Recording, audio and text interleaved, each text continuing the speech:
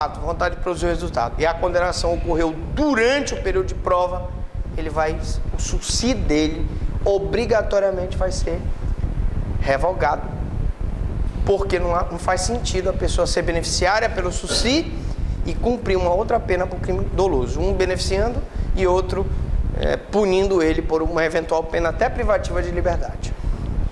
Bom, outra situação.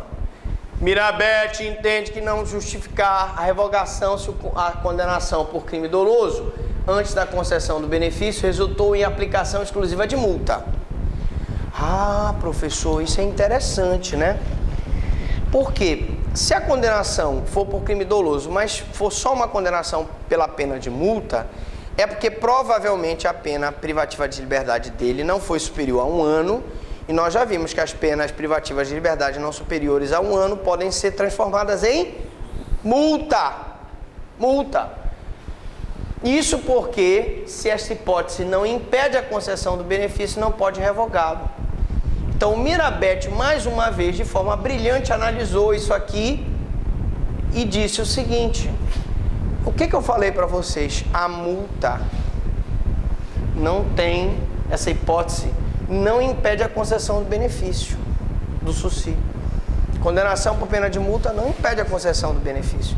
Condenação por crime culposo não impede a concessão do benefício. Ora, mesmo que eu tenha uma condenação por crime doloso, mas se a condenação for por multa, não haverá revogação obrigatória. E ele tem razão nisso. Porque se a multa não impede a concessão, ela não pode revogar obrigatoriamente o SUSI. Beleza? Beneficiário solvente que frustra a execução da pena de multa. Revogação obrigatória. B. Frustra o pagamento da multa. Não pagou a multa. Ora, a multa é uma das obrigações do condenado. Se ele não pagar a multa, nós não vamos ter como dispensá-lo dessa revogação obrigatória. Não pagou, se um dos requisitos do SUSI é a reparação do dano para com a sociedade, ele tem que pagar essa multa. Beneficiário que injustificadamente não repara o dano. Olha aqui, C, não reparou o dano. Também revogação obrigatória. Descumprimento da condição imposta do artigo 78, parágrafo 1º. Então, descumprimento. Quem é que lê isso aí? O artigo 78. Qual é essa condição? Qual é essa condição do 78? Diga. Bora, daqui. Eu leio. Pronto. Olha aqui. Isso aqui o negócio é ao vivo e a cores. 78. Parágrafo 1º. No primeiro ano de prazo deverá o condenado prestar serviço à comunidade ou submeter-se à limitação de fim de semana. Se ele não prestar, obrigado. Se ele não prestar aqui serviço à comunidade ou não cumprir a limitação de fim de semana, também é revogação obrigatória. Professor, no primeiro ano ele está obrigado. Ele não cumpre a prestação de serviço à comunidade, vai se revogar o SUSI. Ele não está sabendo usar o benefício legal do SUSI. Beleza? E a revogação facultativa, gente? Vamos lá. Revogação, em determinadas hipóteses, é facultativa, podendo o juiz, em vez de revogar o SUSI, prorrogar o período de prova. Ou seja, ele não está obrigado a prorrogar o período de prova. Beleza? Causas. Descumprimento injustificado de condições impostas. Então, vamos lá, para as facultativas, aqui embaixo. Facultativa, já está terminando.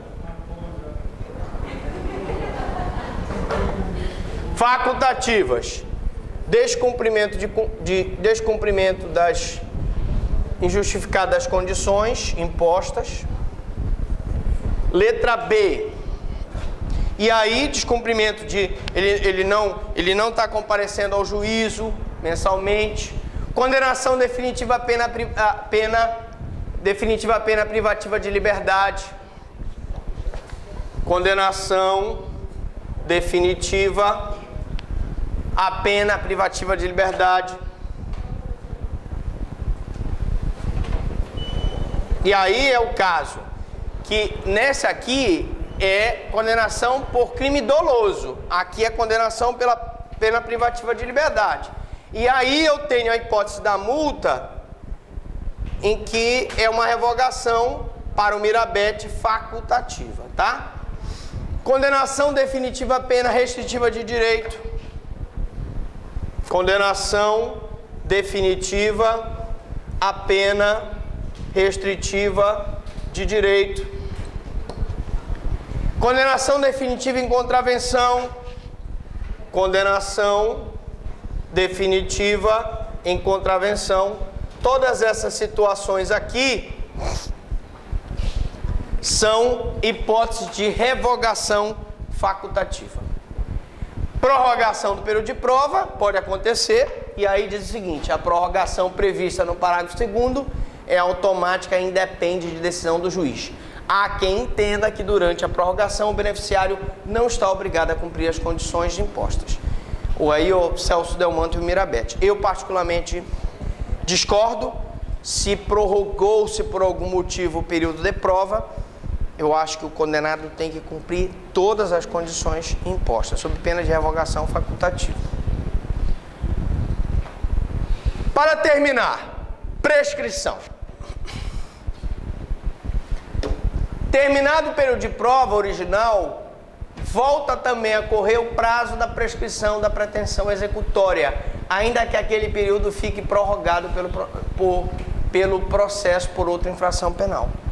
Gente, enquanto o SUSI, enquanto a pessoa está sob período de prova, o prazo prescricional fica suspenso. Suspenso, não corre a prescrição. SUSI, ele suspende a prescrição, beleza? Ora, terminado o período de prova original, volta também a correr o prazo da prescrição da pretensão executória. Foi revogado, ainda que aquele período fique prorrogado pelo processo por outra infração penal. E, finalmente, cabe SUSI nos crimes hediondos, embora existam algumas decisões entendendo incompatível o SUSI com o crime hediondo, não há texto expresso que vede essa concessão. E aí eu quero fazer uma explicação muito importante aqui. Um aluno veio e me perguntou: mas professor, o SUSI cabe no crime hediondo? Bom, eu dei a seguinte situação para ele. Imaginemos um velhinho de 70 anos que pratica uma tentativa de estupro e pega uma pena não superior a 4 anos. Ele é primário, tem bons antecedentes, circunstâncias judiciais favoráveis. A pena dele não é superior a 4 anos e ele teoricamente teria praticado uma tentativa de estupro. Ele não pode ser beneficiado pelo SUSI.